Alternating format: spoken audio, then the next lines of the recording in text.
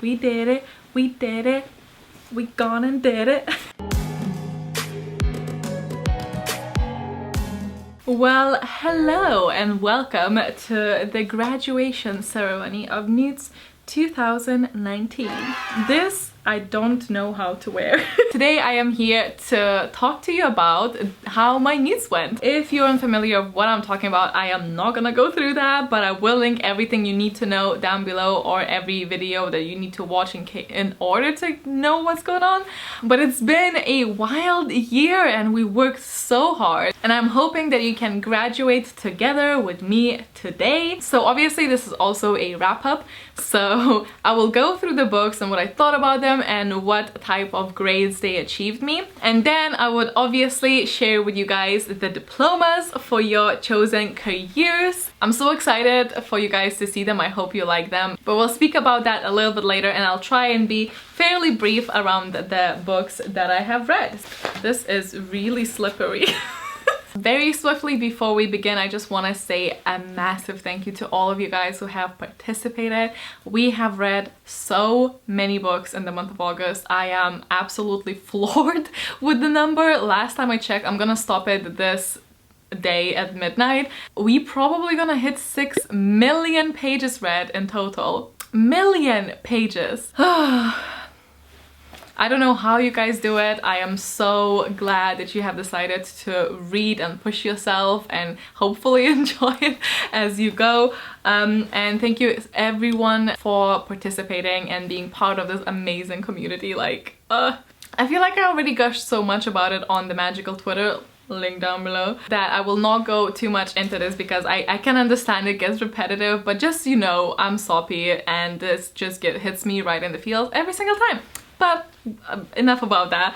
Let us get into the books that I've read in the month of August. So I have my list right here, so I'm just gonna start from the top and go to the bottom. Sorry, the light keeps changing. For the acceptable in my ancient runes, I had to read a recommended read, and I have chosen to read Heartstopper. This is volume 2, and it's a story about two guys that meet in school, and one is openly gay and another one is not, and he's starting to question his sexuality because he obviously develops feelings for this other guy. And it's a very, very sweet story. I thoroughly enjoyed both of these volumes. It's definitely something that you can grab when you need a little lift in your mood, and I think definitely for those who are going through something like that currently, this would be absolutely amazing and very meaningful. I gave both volumes 4 stars, and I know everyone's giving it 5, but it just didn't have that like ground shaking moment for me, and maybe because it probably is geared towards a little bit of a younger audience, but obviously a lot of us in older ages wow, you know what I mean, read this, and it's fairly light. I think it's very to the point. I have nothing really to fault it for, but it didn't leave that mark of a 5-star where I would continuously think about it and it would like add something extra to my life. Like everything that was written in here about the acceptance and how things should be, and you shouldn't be ashamed of things, like I already know that, so it didn't really shift any gears in my brain, but 100% understand why a lot of people are giving this 5 stars, and 4 stars in my books is very high. For exceeded expectations in ancient runes, I read a book in past tense, which is Harry Potter, the Chamber of Secrets. So I've read this mainly physically, but I did finish it on the audiobook because I was pressed for time. I really enjoyed it. Once again, it's never been my favorite books. I was making questions for the daily quizzes on Twitter, which were not that daily, but you know, like regular. So it added charm to it because I was paying so much attention to every single detail to try and make a question out of it. Obviously that did take me longer than normally reading this. I'm not gonna rate it. Everything is always gonna be 5 stars, even though I understand that obviously this is not without fault, but I just can't look past the nostalgia bit. Like It's just its own separate category, as many of you will know. But it did achieve me and exceeded expectations in Ancient Runes, which then I carried to Outstanding, and I read X-Cop. I thought for the longest of time that this was the first volume, but it's actually volume 6. This I have read on online comic when it did first came out, and it was like all very novel, and it was very hilarious because this is done by the illustrator who is a professional illustrator. However, the story is made up by his then a 9-year-old brother, so it's very much that. It's like a child's logic, and you can definitely feel it. And I used to really love that kind of stuff, and I think maybe because this is like a different story than a webcomic, it was very charming for the first 20 pages, and I think then it just started word salad kind of thing, and it grew old very quickly, unfortunately, so I wasn't too happy with it at the end. I understand the charm, but I gave it, what did I give it? 3 stars, like a low 3 stars, because I get it. It just, I think maybe I wasn't in that much of a playful mood when I was reading it, and it really got old quite quickly. Then moving on to Arithmancy, I have a book that ends in an even number. Sorcery of Thorns. We're gonna have a live stream for the bi-monthly Read Rate Review Club with this book. This has been a book that took the book community by storm. Everyone has been raving and loving it. 14th of September. Let's just talk about this in depth. On 14th of September, I gave it 2 stars. I thoroughly did not enjoy myself reading this. All I wanted was to finish this and move on to something else. If it weren't for the N.E.W.T.s and the fact that this is a book club book, I probably wouldn't have finished it at all. I would have stopped somewhere midpoint. I thought it was very generic. I know people find it swoony with the main male romance character, but I just did not relate. Sure, he was sarcastic at times, but I didn't find that I knew much of him. The backstory was very similar to like Full Metal Alchemist, which you think would make me very excited, but it was just brushed off and never really mentioned again, and I thought I was like, but that is such an opportunity to bring all of these aspects in there. One character I did enjoy was Silas, and then I actually enjoyed something that happened at the end, but then the very end, the epilogue, just entirely ruined it for me. So unfortunately this was a 2-star, but I'm very excited to talk about the book with other people who did love it, so I can see their perspective. But this is such a beloved book in the book community, so it was nice knowing you, and don't forget to dislike this video while you unsubscribe. Then the exceeded expectations was to read as standalone, and then I read Recursion by Blake Crouch, who wrote Dark Matter. I love Dark Matter, probably tiniest bit more than Recursion, but just a tiny bit. I love this book so much. I don't want to say what this is about, same as I never want to say what the Dark Matter is about. By the time I was on the 20th page, I already cared way more about the characters in this book and the plot of this book than I did for the Sorcery of Thorns. The mystery and the messed upness of everything in this book carried me through this. I read it in 2 days, which is unheard of for me because I'm not a fast reader. I absolutely adore it. Like, it was very messed up, it was very dark at times, and I just really love it. My only complaint is that I think it was a bit too neat at the very end, which was not the case in Dark Matter, and that is, I think, why I enjoyed that one a tiny bit more. But regardless, this actually scored 5 stars, but it's like on the lower end of 5 stars, I think. So happy to add another 5-star into like, and to have a combined great value of 3 books of 5 stars in this year is just not been the best one, but I'm very glad to actually have read this, and oh, I enjoyed it so much. Highly recommend if you enjoy Dark Matter. I definitely think if you did enjoy that one, you'll enjoy this one as well. Then for the Outstanding in Arithmancy, I read a book that is longer than 350 pages, but it fit, but it didn't have to, because this was the Forbidden Section book. The live stream did already happen. I will link it down below if you want to check that out. But it was Spellslinger, a book that I had very high expectations, and I just went in thinking it was completely different to what it was. As I said, there is a live stream about it where we all talk about it with people who did actually like it as well, so you know, that's nice. I want to make it clear that I didn't hate it. It was an okay book. It was a bit of a drag for me. I think I realized the main thing to me was that the plot changed direction a lot of times, and I think unfortunately one of those changes was away from a plot that I would have really enjoyed towards something more action-packed and overarching, of something that was quite clear to me as it was. It didn't need clarification further. I know I'm being very vague, but I also don't want to spoil it. But it's basically about a guy who lives in a society that by the time you're 16, you have to pass this magic test to be a sorcerer, and if you do not have that ability, you are basically sent away or pretty much made a servant in your family. Like, he has a uncle who is basically a butler in their house, and he just kind of forgets that he's actually related. So it's a big split between the people who are magical and who are not. And his magic is really failing him, so he's really struggling. So I went in thinking there's gonna be like a tournament, because at the back it says magic is a con game, so I was thinking that it's gonna be all about him fooling everyone that he does have magic and going through all of those like games. But it wasn't that, it was more about the actual society and the conflict within the society and interaction in the history between this culture and a rival. But it does have sassy, really angry speaking squirrel cats. So that's a win. And it is quite humorous, so a lot of people did flew through this. And I did love the first 100 pages, and then it just went like wah wah for me, and I hated the ending. You win some and you lose some, and this one, because of all of these things put together, was like a little bit lower than the middle, but it was still, you know, I read it. And it did its job getting me an outstanding in arithmancy, and that is sometimes all that matters. I'm joking, like I hope you enjoy all of your reads, or, you know, don't force yourself to read just for the grade. Do as I say, not as I do.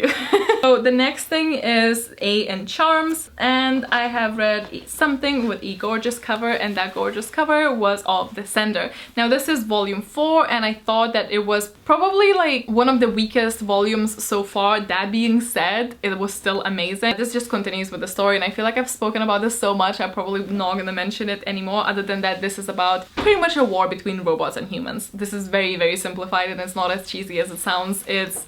I love the characters, the art style is very unique. If you would like another sort of sci-fi adventure that's gonna be finished by volume 6, so it's not something that you have to commit and then for years wait for it to end, I would highly recommend this, and I gave it 4 stars. And then the last subject that I had to pass was Defense Against the Dark Arts, and the acceptable for that was a book that's black under the dust jacket, and that is my most recent read that I can't see where I put it. I'll just insert the picture. Actually, I have not rated it yet, because I, as a rule, wait a couple of days before I rate the books after I read them, and I have only finished this yesterday. So very similarly to The Cruel Prince, however, I was struggling for the first like 80 pages, and then, well, not struggling, it was just kind of like, you know, trudging along, like, okay, I'm reading this, but it's nothing special. And then the intrigue kicked in, and I really enjoyed it so much. I will let you know in the vlogs maybe how I rate this, or you can find me on Goodreads, always linked down below as well. I really enjoyed it. The romance was really nice. It's the very much like hate to love, but more on the hate. Is not very healthy at all, but it's very fun to read about. It was all about this human girl in a fae land where she wants to have power and have and show people that she's capable as much as they are, and the fae people are just very cruel, and she gets really meddled in this political side of things. It really surprised me with the first one, and it really was on par. The second book was on par with the first one, so my thoughts are very similar to that one. And that ending was very intriguing. I cannot wait to get to the third one, which is later this year, so I read this just in time, really. And then the very last thing that I read for this is Defense Against the Dark Arts Exceeded Expectations, and that is Steel Prince. Oh, I lied, there's another— oh, I did read one extra thing, anyway. Yes, okay, so Steel Prince was a memory charm, so that's the thing that I remembered when I was thinking about what I should read, so that's for Defense Against the Dark Arts, and that was, as I said, Steel Prince. I thought this was really fun if you have already read the trilogy. You don't have to, because this is preceding that, but I think without the knowledge about and the interest from the main series of Darker Shade of Magic, I think it was very low risk adventure we're going here, and I think his Prince Maxime's reactions and the level of sacrifice that he's ready to make for this particular plotline was very over-exaggerated, which took me out of the story. But the art is absolutely beautiful, and I think if you have read the main series, just to see how the magic looks like and just experience the world in a visual manner, it was just worth it. I really enjoyed that. It's like the art is beautiful, and so I gave it 3 stars just because I don't think this would stand as strong on its own, but as an addition, if I would rate it as an addition, it would be at least 4. And then the very last thing that I got was the Exceeded Expectations for Charms that I kind of almost forgot, but that was the Tea Dragon Society. Again, one of the little books that has been taking the book community by storm, and people are really adoring it, and for a good reason. I just couldn't. It was just so darn cute. Like, it melted my cold heart. Oh, I don't know. I just really loved it. I don't have anything else to say. I was a bit skeptical because I wasn't sure I'm gonna enjoy it as much as other people did, but I did, because it's dragons and they're so dang cute. If you can get your hands on this through a library or something, because it's quite pricey for such a small book. I got this in an owl crate, thank God, so I didn't have to actually buy it, but it is quite pricey for this little one. But I highly recommend you read this if you get a chance to. And with that, I have succeeded and I have passed everything that I need to continue with my career in curse breaking, which is the career that I chose, which gets me to the diploma part, which I know you are guys probably here for. So without further ado, I present myself with the diploma. I was so happy that I can actually claim this as my own, with the clear conscience of knowing that I did read that book and I finished everything by the last day. So happy. And the addition of the diplomas, I actually did not write my name yet. I forgot. But the addition of the diplomas is for us to have something to collect. If you want to come back and do the N.E.W.T.s and the Owls and the Magical Readathon shebang every year, this is something for you to go for. This was also the reason why I said that if you want to follow the actual rules, you should focus on one career and not multiple, so you wouldn't like double or triple up. I know some people did, but it's like if you wanted to follow rules, that wouldn't be the case. So the diplomas are something that you can claim after you have successfully set your Owls and the N.E.W.T.s and the required fields, which are all listed here for every profession. Under the diploma bit here, it will say circa 2019, which again with every year I will change, and you can collect some of the diplomas and some of the careers that you have passed in that particular year. Might actually try and frame this because I think it looks pretty cool, but obviously you don't have to. But if you do want to get one yourself, these are gonna be linked down below. They're free to download, free to do whatever you want with, print it, frame it, do whatever you want. If you do something with them, I would love to see it, so please tag me. Love to see these being printed and like somewhere in your house. I don't know, I'm just like getting very emotional about it. I hope you guys like the design. I made it myself, so it's not perfect. I hope you guys will like it. So I'll just read this one out loud. They are very similar for all of the careers. If you did go for the Ministry of Magic one, don't worry, I did specify for each department, so there's diplomas for every department that was listed in the careers guidebook, so it's not just like a generic one, because I thought that would be kind of shite. Okay, so certified and issued by the Department of Magical Education at the Ministry of Magic, diploma circa 2019. G has been awarded the Diploma of Excellence in Magic by Hogwarts School of Witchcraft and Wizardry. This certifies that they have passed the Owls exams in Ancient Runes, Arithmancy, Charms, Defense Against the Dark Arts, Potions, and Transfiguration. They have further achieved the minimum of the following grades at N.E.W.T.s level: O in Ancient Runes, O in Arithmancy, E in Defense Against the Dark Arts, and an E in Charms. This diploma is proof that they have mastered the skills needed to continue their career in the art of curse breaking, and acts as a formal credential letter for their application for the Breaker Permit. Because this is circa 2019, this is why I polled it on Twitter saying, do you think Neville would be Hogwarts headmaster? Thankfully, the majority of people said yes, because I have already started these and I did not want to go through everyone and replace the signature. But I know some people did say that they think that McGonagall should have been the headmistress. which I did think about her at the very first time, but I just thought that she would love to be in the mentor position rather than in the actual headmistress one, because it would give her more control over if something happens that the headmistress shouldn't do. She could still do it as a deputy one. I think she would just be happier there because she is a Gryffindor at heart and rule breaking is there. It's there. And I think it would be so great if she was a mentor for Neville in more than one way as well. So I know there were a lot of questions about what's happening next, if there's gonna be a Christmas readathon.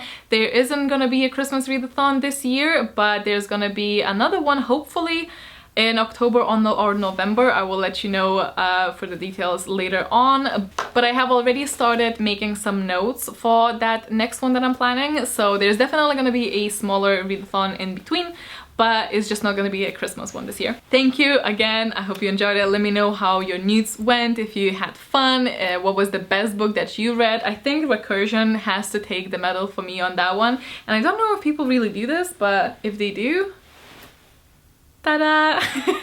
Anyway, thank you so much. Stay awesome, stay kind, and I'll see you next time. Bye guys!